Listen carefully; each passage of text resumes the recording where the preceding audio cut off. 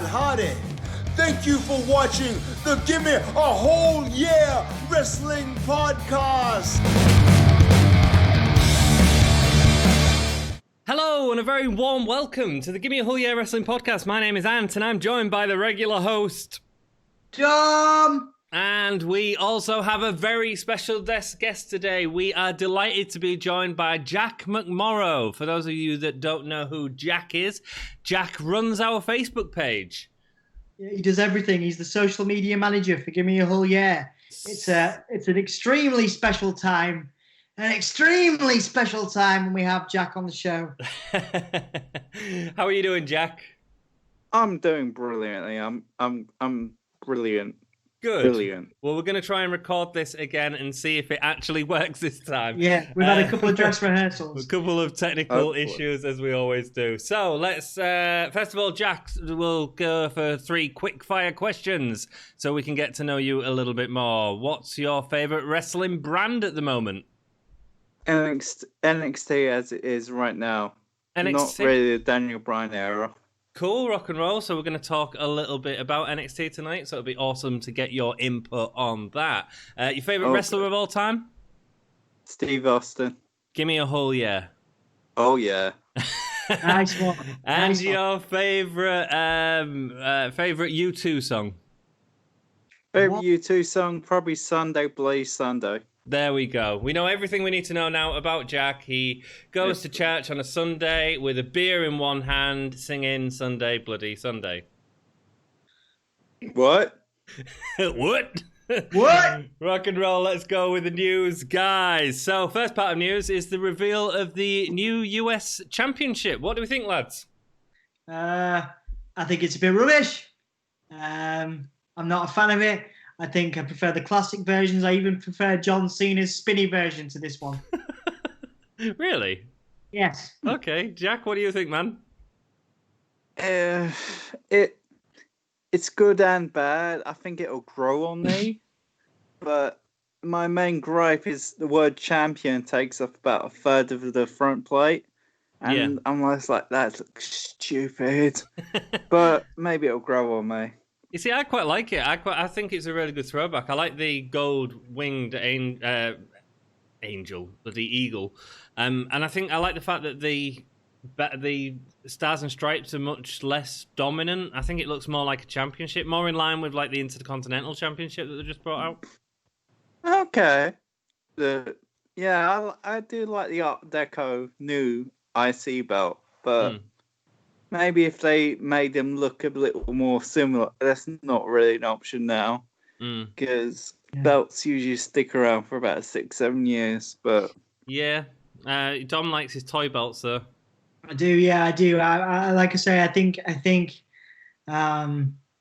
should be a little bit playful, a little bit fun. I miss the hardcore title.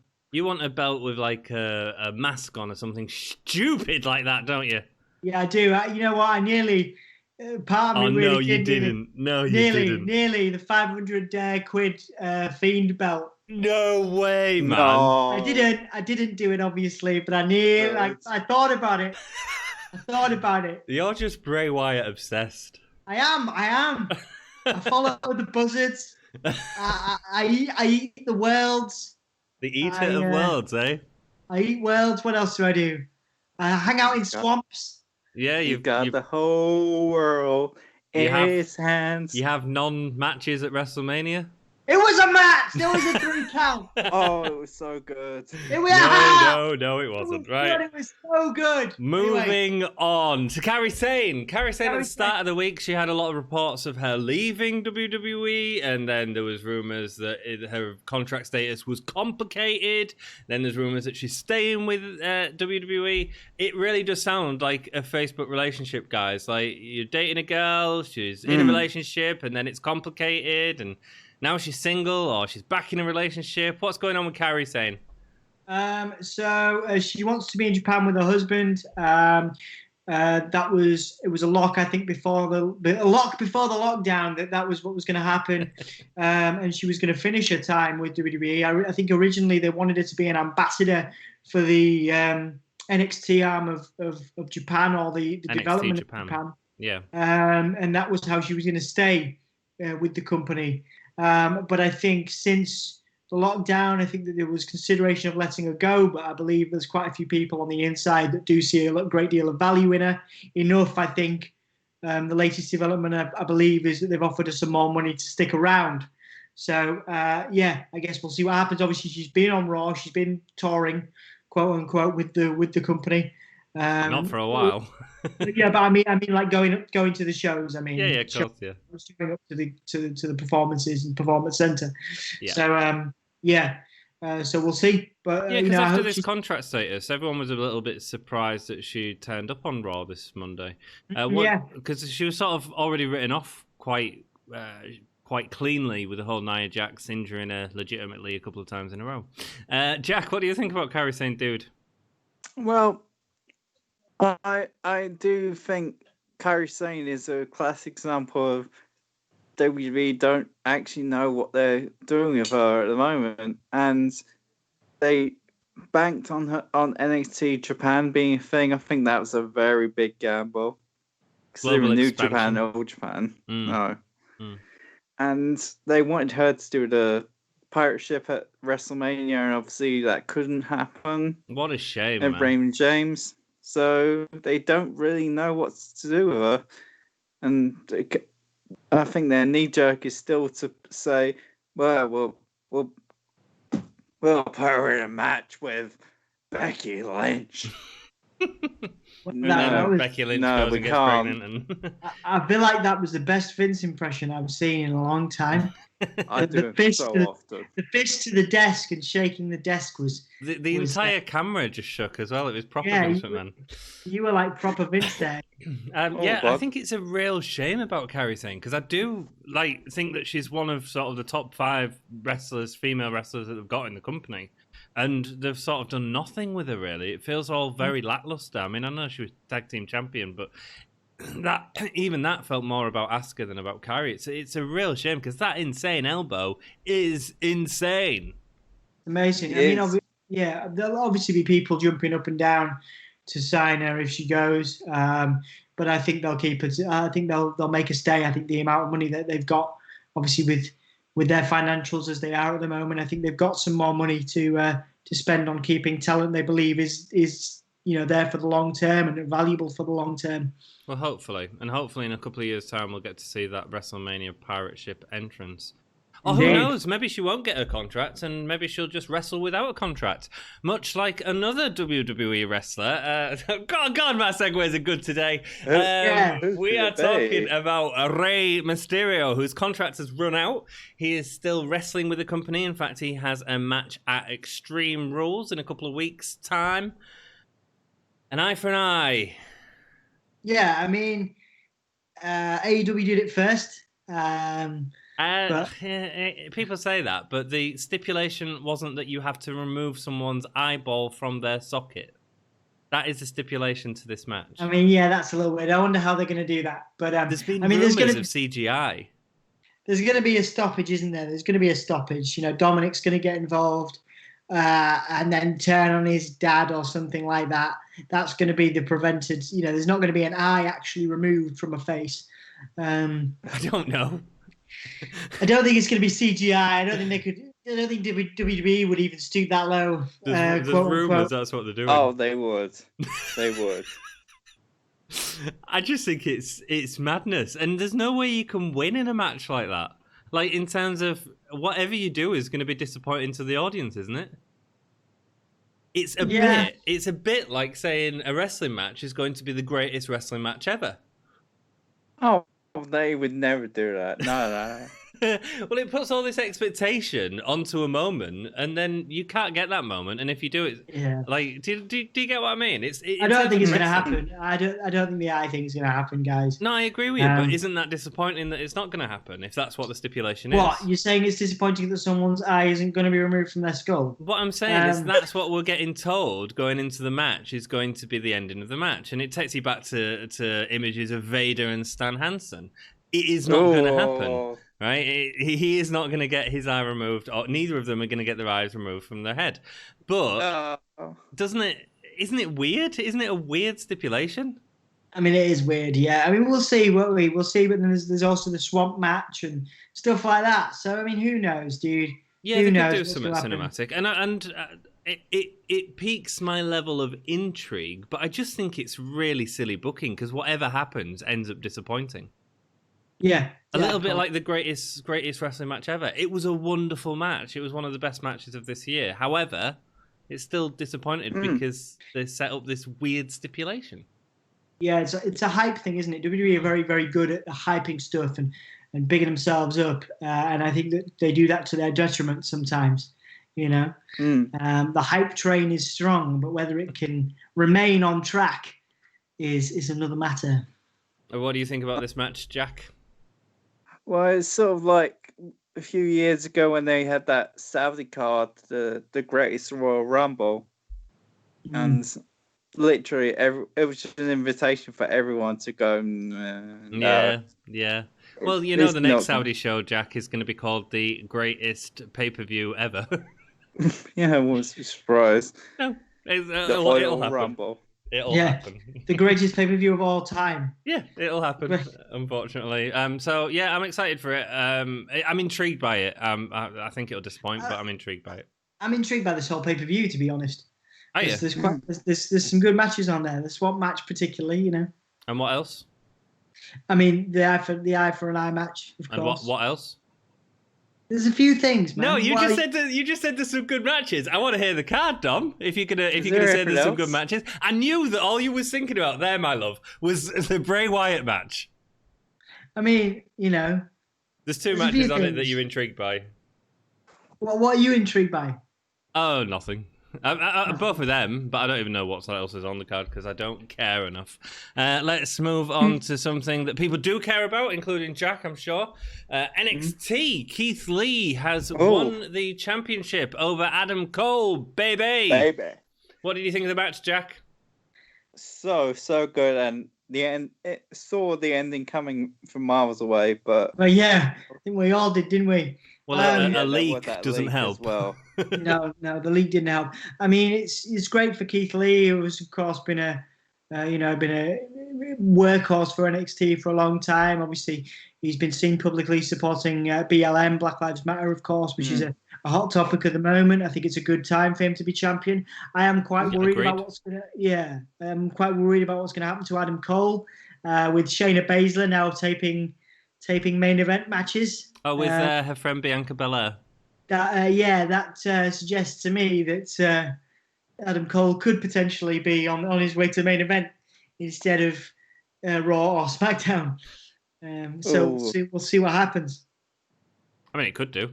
He's hot on Riddle at the minute, so why bother with another smaller guy? You know? Yeah, I mean, we'll see. What do you think, Jack?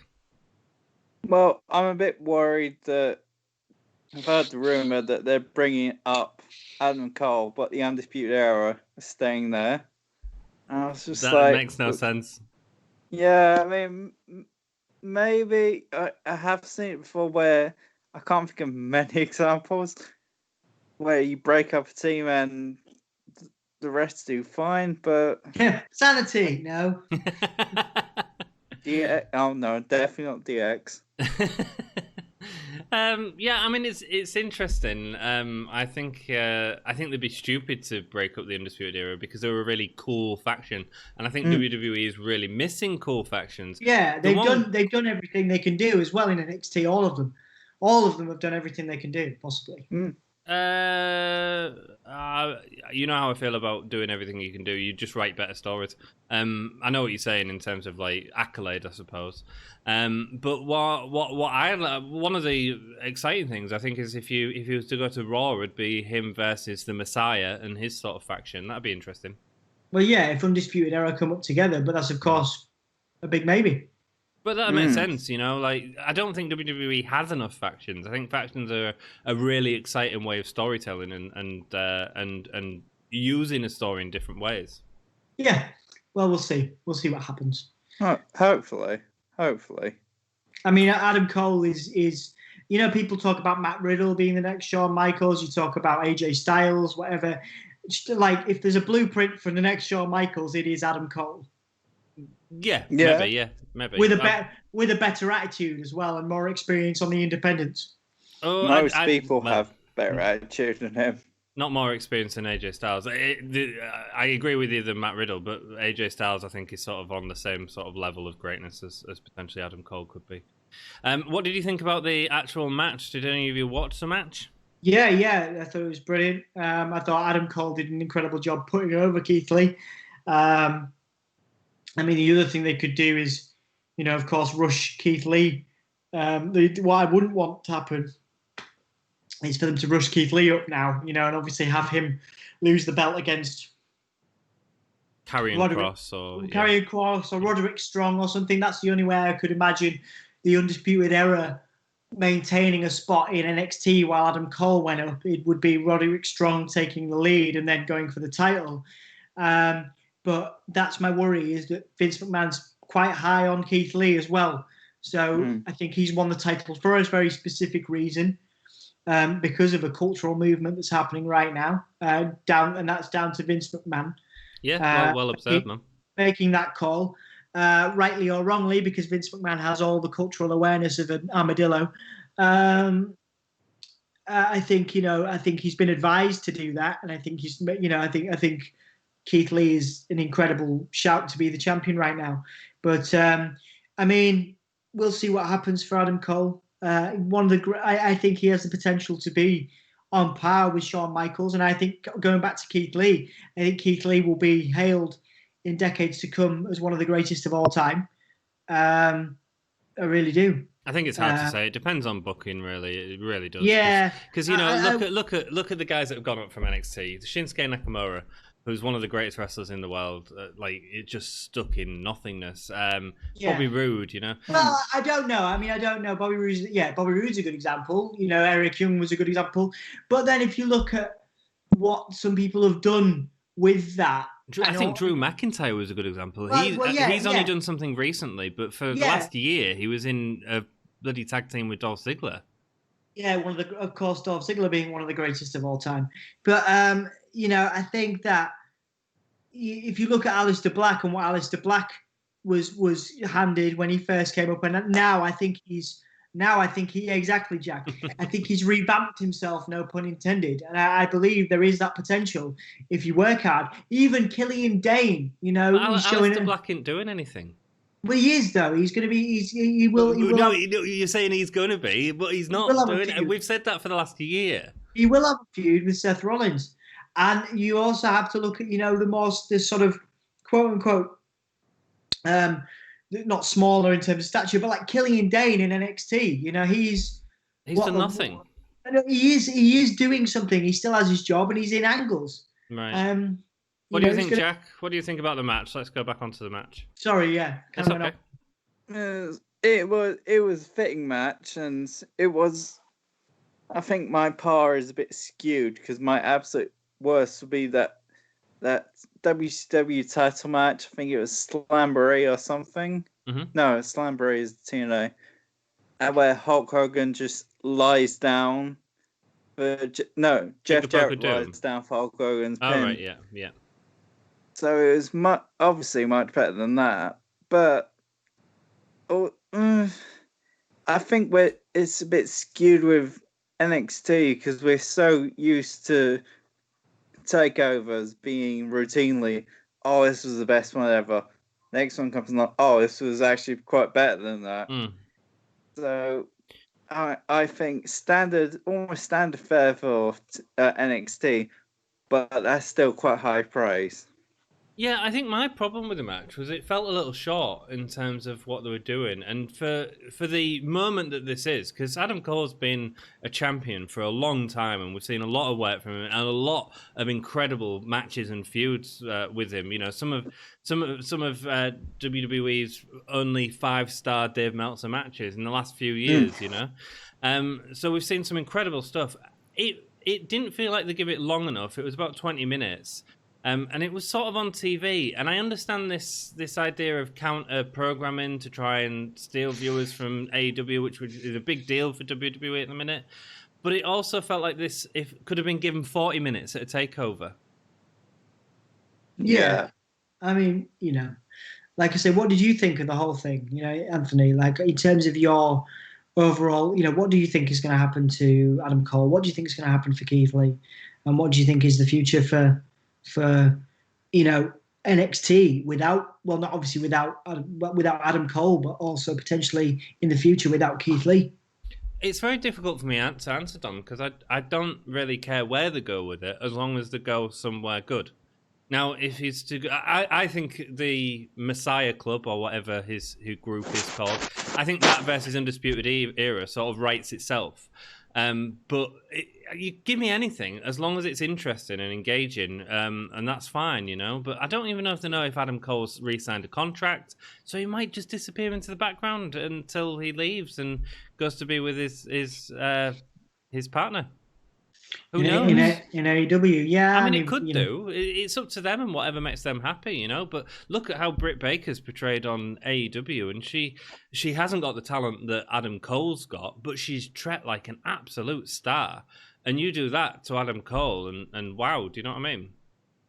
Yeah. I mean, like I say, I'm excited to see what they do with it. I'm also a little nervous. I agree, and we get that nervous because of what we've seen happen in the past. One other thing that come out of NXT is there's been, on the NXT injury report, there's been several wrestlers that have been injured. That includes Robert Stone, Maya Yim, Candice LeRae, and Adam Cole is one of them on the injury list. I don't know the severity of it, but that's not good timing. No. That's horrible. Triple H has said that the Great American Bash special, it wasn't counter-programming with AEW's Fyter Fest. Yeah, Of course not. it was. Yeah, of course it wasn't. I mean, you know, it's good marketing. You know, he's never going to say it is. Well, sorry, go on, Dom. Triple H is never going to say anything like that because obviously, you know, there's no speculation in that. There's no dirt sheet writing in that. There's no healthy competition. Yeah. Do you know what I mean? Like, yeah, I know what you mean. And it's Triple H is a master. He's a master of press. He's a master of messages. You know what I mean? He knows exactly what to say and how he needs to say it. You know, he is the game. He is the game, and he knows how to play the game because it's all about the game and how you play it. Indeed. I think it's also about control and if you can take it. He ain't got control until that man in the office dies. So you're right, though. It worked because NXT has beat AEW in the overall viewership ratings for the third week in a row now. Yeah. No, you know, there was a couple of things on Twitter. You know, I mean, AEW did very well. That Orange Cassidy Jericho match was a great one, of course, as well. But you were never going to beat Cole and Lee. You know, that was always going to take, you know, that pay-per-view headline, or the Great American Bash, you know, midweek, you know, match, the headline match, Adam Cole and Keith Lee was always going to win things in the ratings, you know. There was never any doubt of that. No, I agree. But it also does sort of feel like, you know what we just said about counter-programming? Like, that was a massive moment that probably, if it wasn't for this, wouldn't have happened here, would it? No. You know what I mean? It feels like you mean it would have happened later on? You mean it would have happened at a takeover with more time? Yeah. You know? Yeah. And whilst it was an excellent match, if it had been given just a little bit more time, it could have been outstanding, you know? Yeah. NXT garnered 759,000 viewers, while AEW Fyter Fest garnered 715. But, and this is sort of the other important thing, NXT lost in total viewers in every other viewing demographic apart from 50 plus. Tony Khan has come out on Twitter talking a little bit more about that demographic and how important it is to have the 19 to 49 demographic, and how that's what advertisers want, and actually that's what the success of a company is wanting, because that's where the advertising revenue comes from. It's quite interesting, that sort of dynamic of now Tony Khan saying, look, yeah, they're beating us in numbers, but it's people that aren't as important. Yeah. I mean, like I say, you know, Tony Khan thinks about numbers more than WWE need to.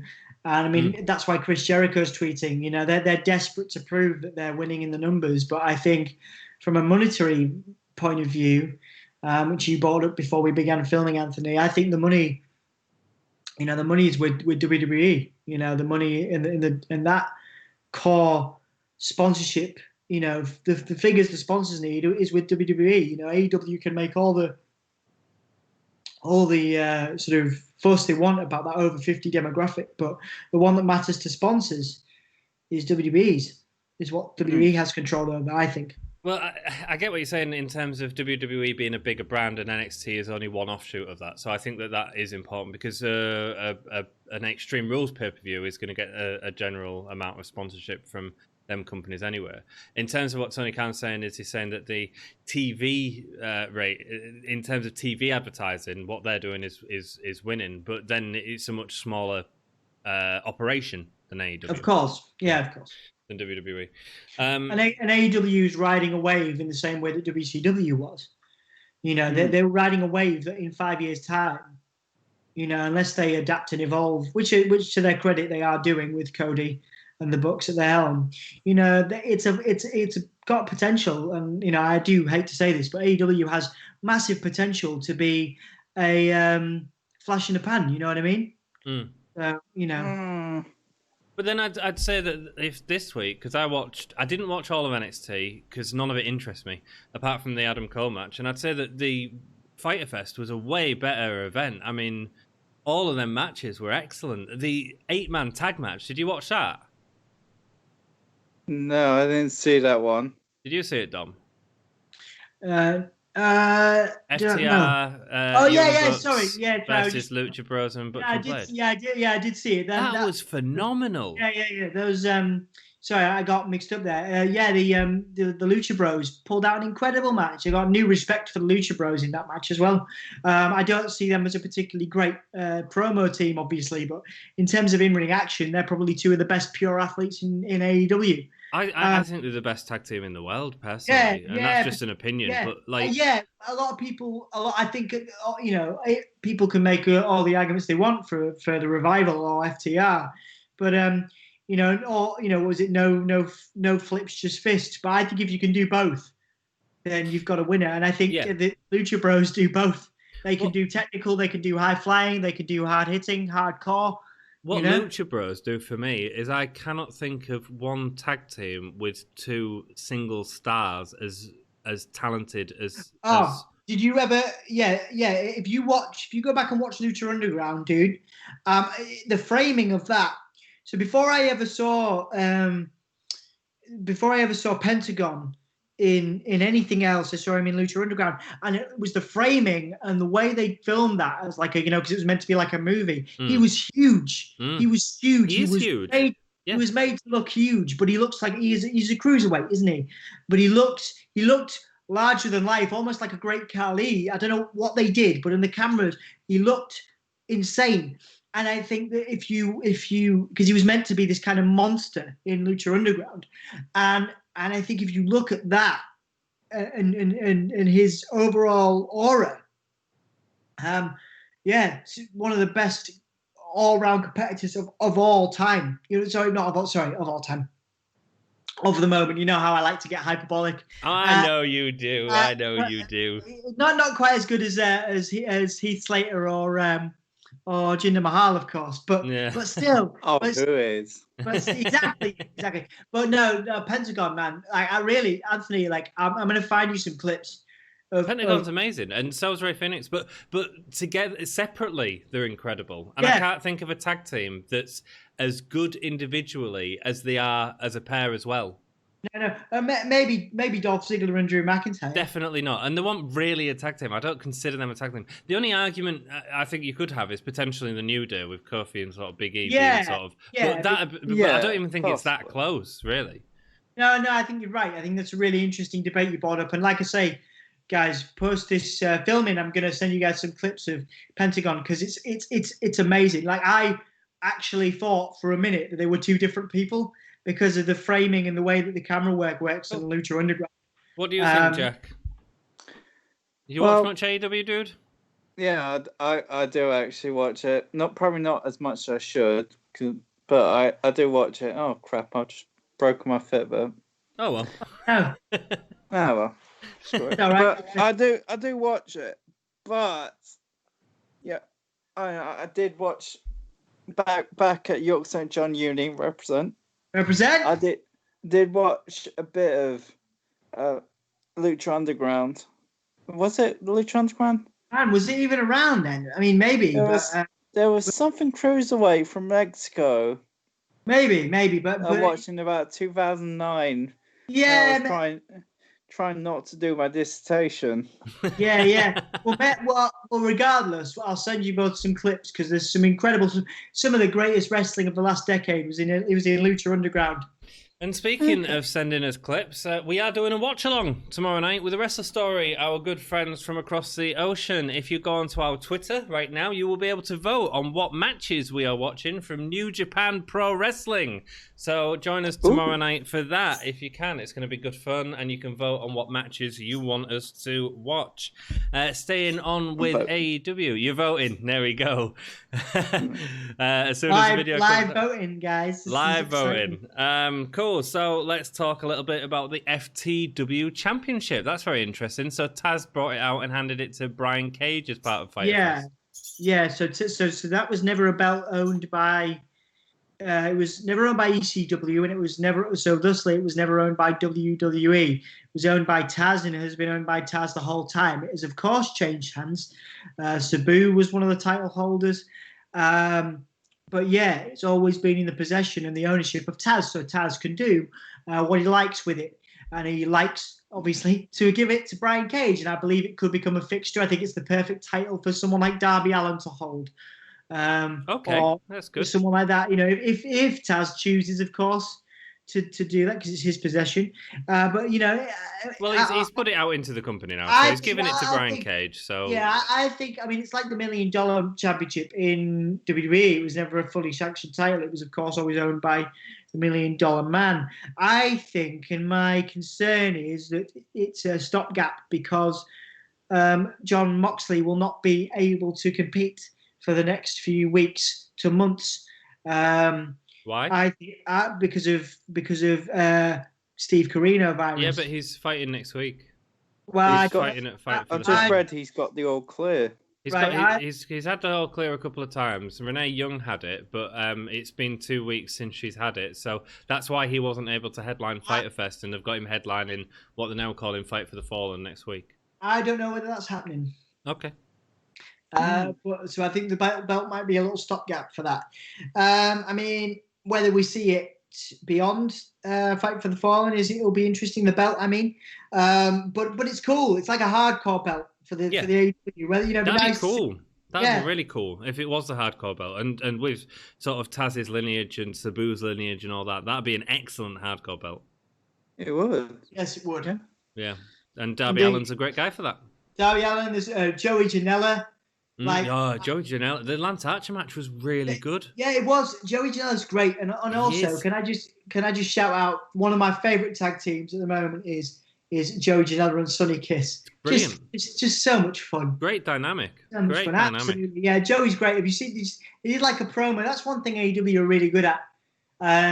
Creating content outside of the rest of the little content. Even alongside the Shot of Brandy stuff. The little vignettes where I think there was one where Joey Janela and Sonny Kiss were at a gas station and they beat everyone. It was brilliant. Brilliant. So that's really fun, and I think they're probably my favorite tag team at the moment.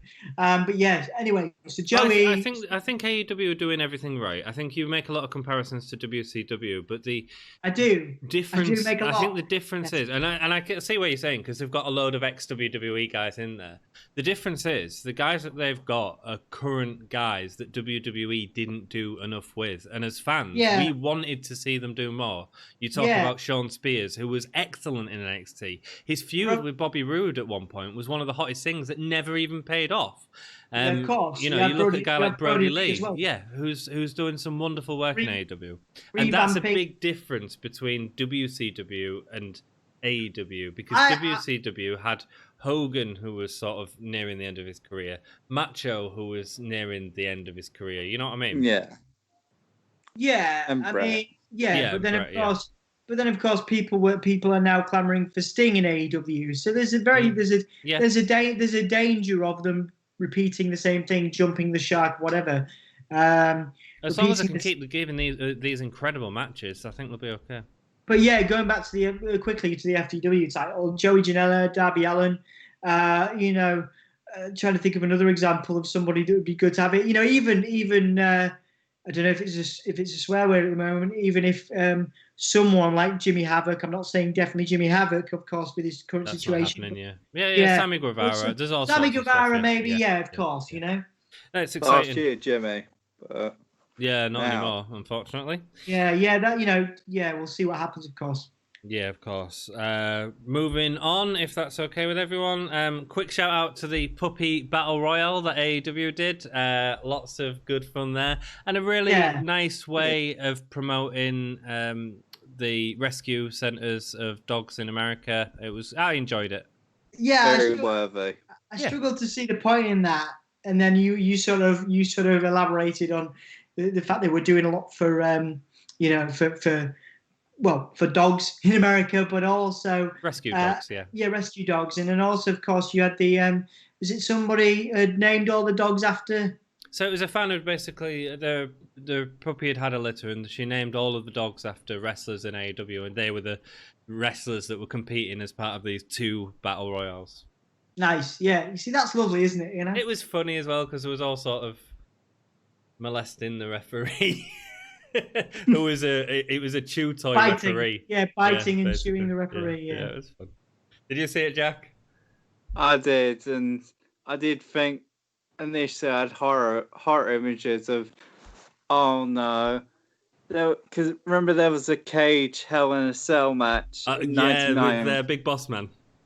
Yeah, Big Boss Man Al Snow had dogs outside, and obviously dogs hadn't been trained or anything, and we saw what was happening. But this definitely wasn't that. No, it was. This was silly fun. It was silly fun, and it was only done on the YouTube, not on part of the main show as well. So that's good. Let's talk a little bit about Roman Reigns. Doo doo. He may not be wrestling. Oh, Jack's doing something pleasurable with his arm. Doing something with his arm. Roman Reigns has put out a tweet that's had everyone talking. It's actually quite a clever way of getting people talking about him when he's not actually on screen. And he said, I might be the most important Royal... He was replying to a WWE who says, relive one of the biggest Royal Rumble matches in history.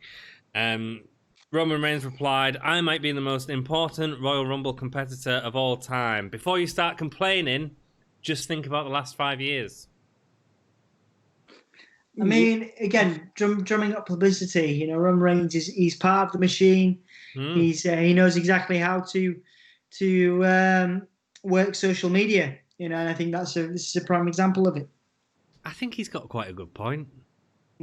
I mean, he won it in 2005. He entered the 2016 as the champion and was the second to last elimination.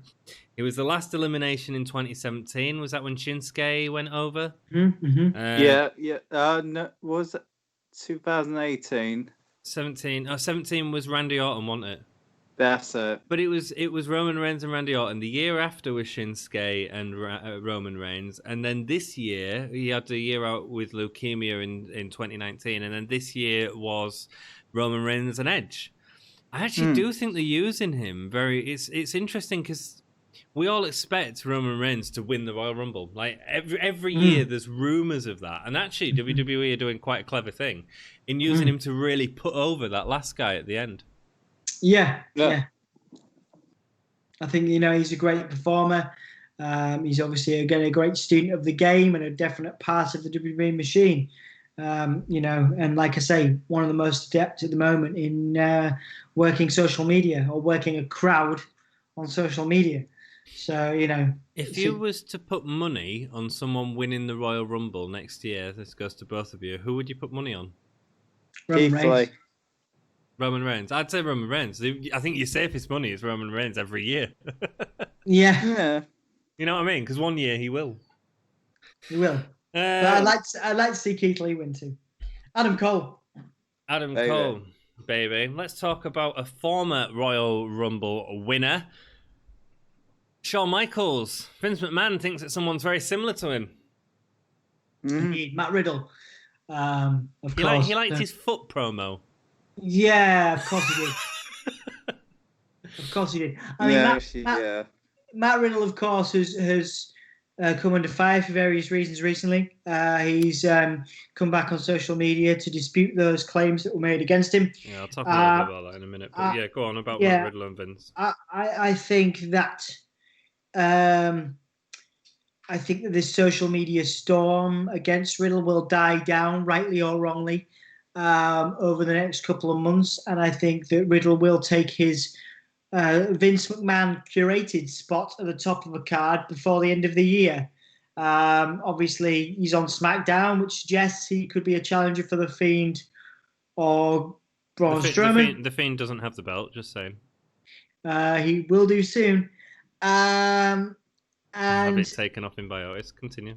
Yeah, and have it taken off in Biotis. But of course, which I'm fine with. But yeah, I mean, he's a pet project, just like Otis. He's a pet project of Vince McMahon, and whether he, I mean, back in the day, of course, Vince McMahon's protection got athletes off a lot of questionable actions. So whether Matt Riddle is guilty or not of these things, we are still seeing Matt Riddle on our screens every week, at quite prominent times in the card, and that's probably something to do with Vince McMahon.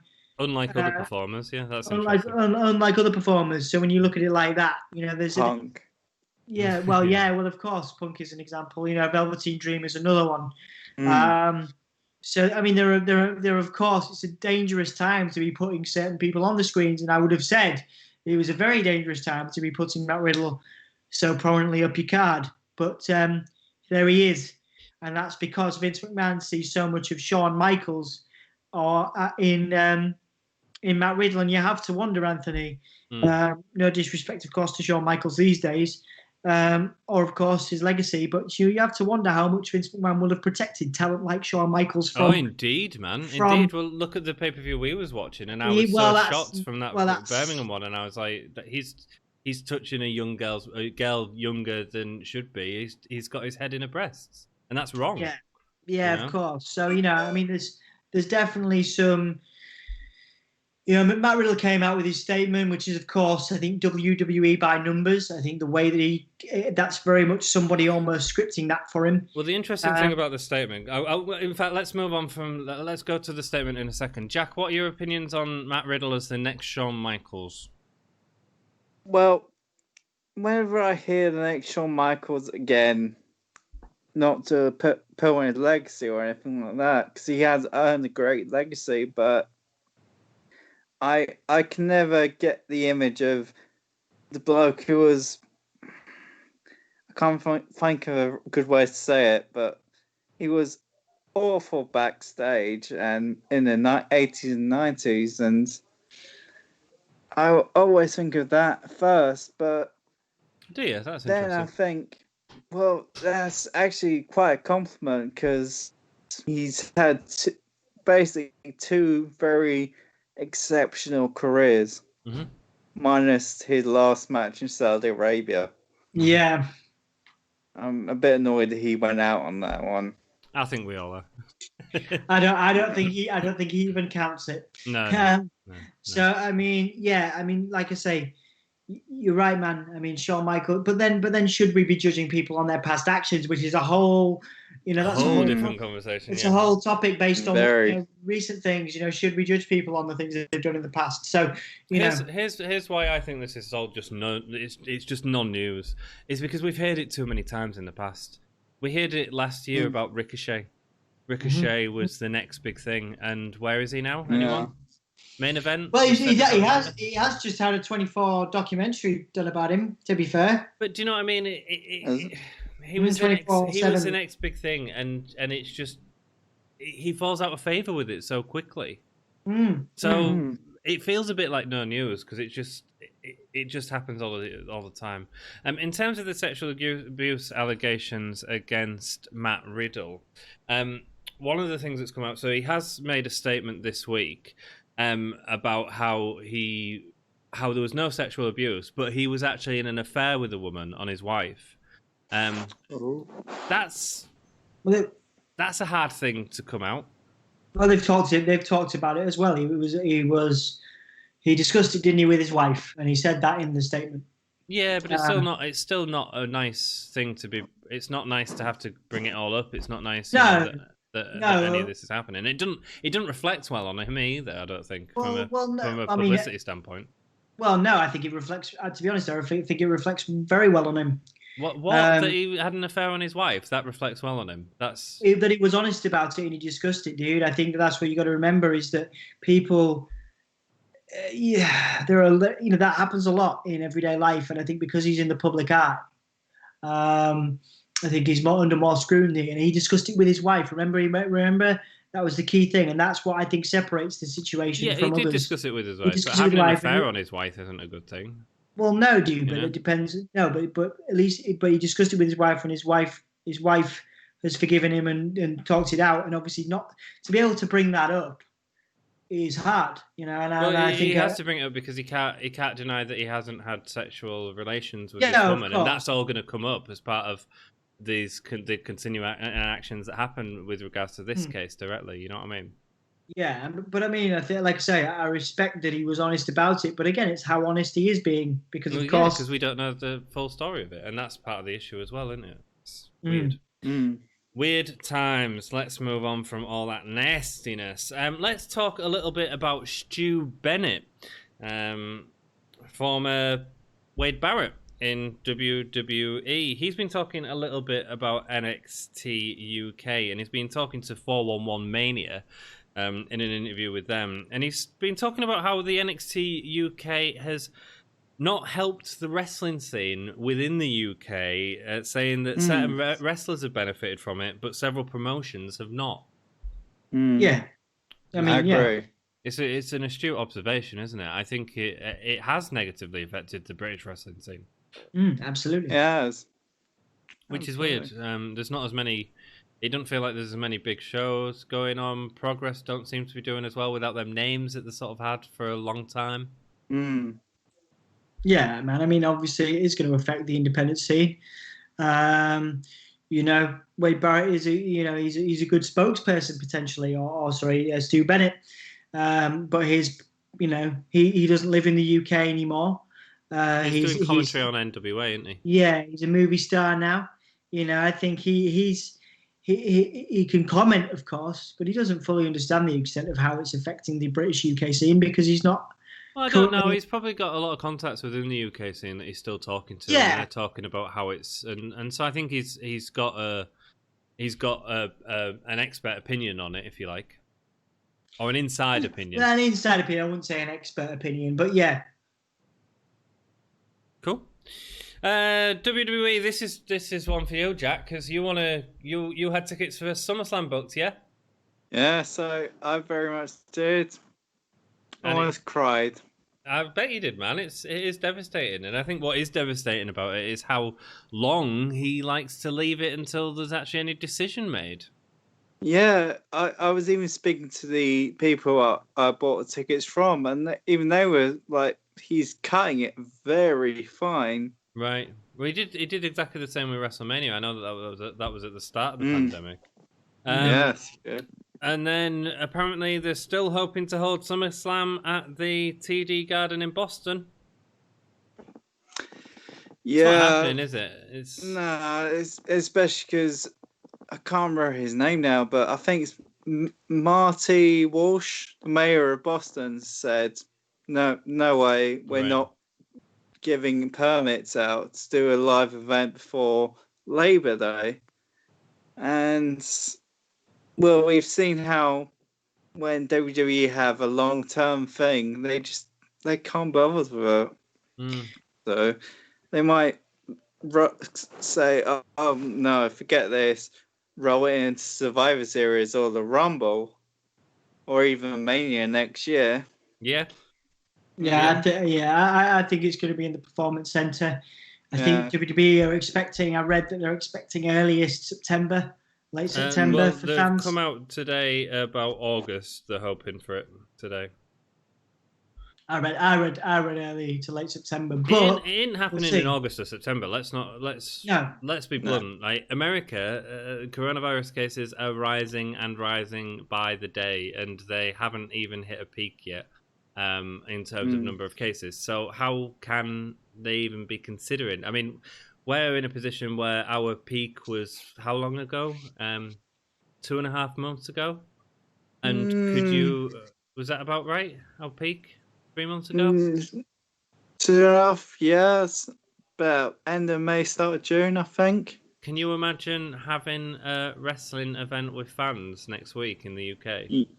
Not at all. You know, No. and we're well past that peak in terms of like levels. So I think it's I don't think it's going to happen for a while. Now some quick little news updates. Zack Ryder has been teasing again that he's going to be going to Impact. I think everybody's teasing they're going to Impact. And Impact are teasing everyone's going to them. Yeah, I think the Good Brothers have officially signed. Have they? Yeah, they've officially signed. They have, haven't they? Yeah, you're right. Because they can still do Japan dates, can't they? Yes, and I think that they'll have a similar contract for other guys as well.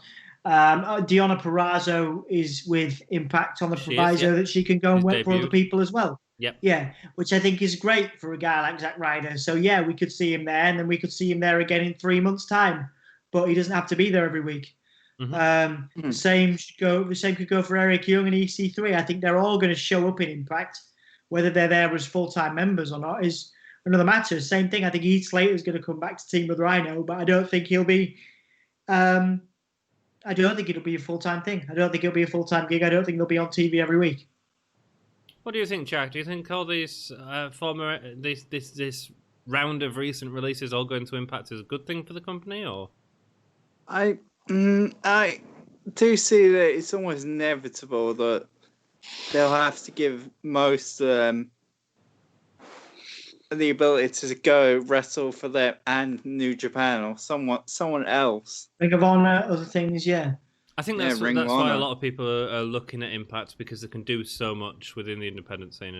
And Impact of course does have a sizable audience. I think it's equal in terms of YouTube, hits to AEW. I think it's just slightly more in Impact actually on the social stuff. But of course, that's probably a reflection on the amount of longevity that Impact has been around. So there is a sizable audience for Impact. Is Impact's mentioned on Twitch? Yeah. Yeah. So yeah. I think Impact does have a sizable audience. So of course, any of those guys, it's not a terrible business decision to go to Impact, whether it's full time or not. I think it's a great decision for Impact. Actually, I think it'll really sort of give them a boost. And to be honest, a nice little revamp. You know what I mean? I haven't watched Slammiversary for years, and I'm actually quite looking forward to this Slammiversary with all the sort of hype that's surrounded it, and that's next weekend, isn't it? The big three of wrestling traditionally has always been Impact, WWE, and AEW. Well, not always been. Japan. Yeah. Well, yeah, but I think Impact gets overlooked quite a lot. ROH gets mentioned, New Japan, of course, but in terms of mainstream culture, of course, we forget that Impact has a sizable presence over here in the UK. There is a whole press team dedicated to Impact here. So I think there are big movements towards Impact's development and growth. Which is great to see, because they do get overlooked quite a lot. And also, Impact has been around now longer than WCW was. Yeah. Several different owners, yeah. Yeah. Oh, yes. Yeah. But many you're right. Different. You're right. It's interesting. I was listening to Bruce Pritchard's podcast the other day about Slammiversary 2017. That was a really interesting listen, to check that out, guys. Another quick little news bit. Lana reveals that her mum and dad tested positive for COVID-19. Oh. Yeah, we pass on our best and respects to Lana's family. Very much so. It's not good, is it? Angelo Dawkins has had some good news. He's had his first child, or his wife's had his first child. Congrats, Angelo. Congrats, mate. That is awesome. And Chris Jericho, we didn't talk much about Chris Jericho and Orange Cassidy. Did you watch that? I really enjoyed the match. It was really good, yeah. He tweeted out that it's the best match he's ever had. Again, putting them sort of expectations is a really silly thing, I feel. Oh yeah, I mean it's definitely hyperbole. You know, we talk about people being very good at working social media in Roman Reigns. Chris Jericho is the king. Is the king, yeah. You know, he doesn't need to actually be serious for people to take him seriously. Yeah. You know, there's a legion of people that will take him seriously for saying that. I don't think he takes it seriously. But it was one of his best matches in AEW. I mean, the only ones I can think that were better were maybe the Cody match, the John Moxley match, you know, and they were big matches, you know.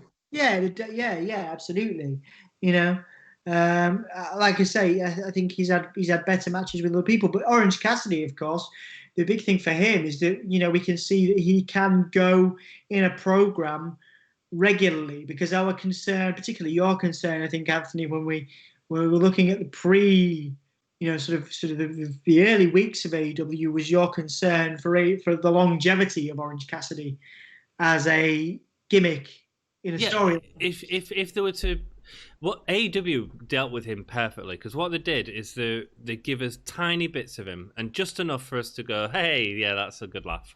And now he's had that match against Pac that was actually a really good match, and he's just had this great wrestling match with Chris Jericho that wasn't ha or goo goo. You know, it was actually a really good wrestling match with very little sort of funny in it. Does that make sense? Absolutely, yeah, you know? Absolutely. And yeah, so I thought he did excellent. Chris Jericho is approaching his 30-year anniversary, and to celebrate that, he's releasing a list of matches and do some stuff talking about that in the future. So he's going to have a load of stuff highlighting 30 years of Jericho. I think that's going to be really funny on AEW as well, because he's clearly going to bring that to AEW. He is. Absolutely. It has 1,004 things on it. Exactly. Yeah, he's getting his new list. But yeah, no, I think that'd be great, and I think he'll move on from Le Champion to the 30. I don't know, something rubbish, but it'd be great. Yeah, we'll see. You know, I'm excited to see. You know, it's great when you can see a guy reinventing himself like that. Probably the greatest chameleon in wrestling. So, I'm quite excited for that. Indeed, agree. Well, that's all for the news. You've got a bit more. Quickly, WWE Battlegrounds. Yeah. The video game.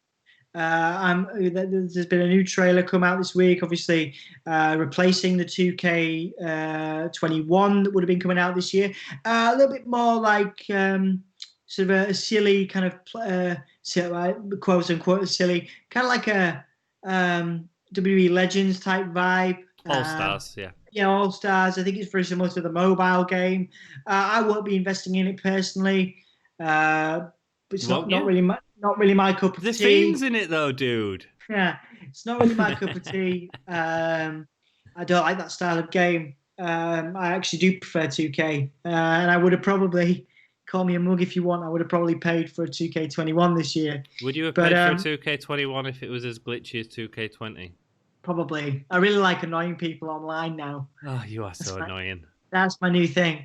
At least I win. Anyway. No, but it's not fun, right? People play video games to have fun, and you are not fun to play with at all. I win. So Jack, right? What he does is he goes out of the ring and he runs around the ring until your stamina's drawn out, and then you just get frustrated, and then he just comes at you. It's not fun, right? No. Don, when 2K20 come out, Don was like, "Oh, should we do a video game series on the thing?" I was like, "I'll do a video game series because nobody wants to watch you running around the ring going." There he goes. He just proved it, man. Oh, wow. I mean, you know, it's like Eddie Guerrero, isn't it? I'm like the Eddie Guerrero video games. At least I get the win. Any means necessary. Greatest wrestler ever. There you go. I'm the greatest. There you go. I am the greatest 2K player ever. No, because Eddie was entertaining. Whoa-pow.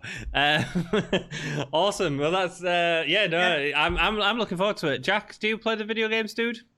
Oh yeah. I mean, last WWE I had was 2K. I think it was 16, and one with Steve Austin showcase. Yeah, that was cool. Go on. That was a very good one, but I haven't actually. I used to buy them annually, and now I haven't actually bought one since 2016. And to me, this one does seem very, very much right up my alley. Especially, it's gonna be about £30 or something like that. Yeah, it is. Yeah, So I'm like, yeah.